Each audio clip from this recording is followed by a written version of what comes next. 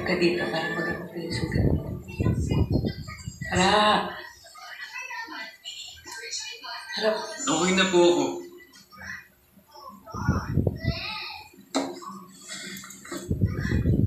Harold! Harold! Mara, kailan mo muna yung anak mo? Hayaan? Kita mo na nga natututo na magbasa ulo. Ano susunod? Kasali na sa mga gang. Medyo ikaw lagi niya kasama. Bantayan mo naman.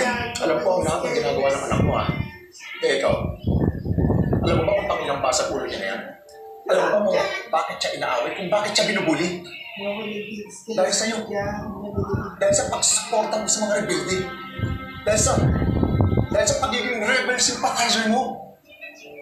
Hindi ko sila sinusuportahan, lalo na sa mga maling gawain nila. Pero may sinumpaan akong tungkulin. Kasama doon ang pagpapatupad ng kapayapaan. Paano mo ibibigay ang kapayapaan na yan kung mismong pamilya mo ang ginugulo niyan?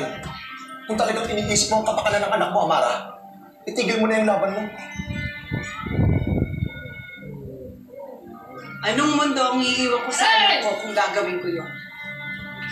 Kung mananahimik ako, Napakatindi mo. ang sugat niya maghihilom. Napahit-pahit ka dito Pero kapag agad. nawala na siya ng tiwala sa Okay ka na? hustisya, hindi na babalik yun kailanman. Kunin mo yung water. Kailan niyo ba maiintindihan na para sa inyo ang ginagawa ko? Ano ba, te? Habang tumatagal, palayo ng palayo ang loob ni Harold sa kanyang ina si Ama. Hello guys, mga ka-MPK, mag-subscribe na sa 3rd anniversary ng Magpakailanman Entertainment.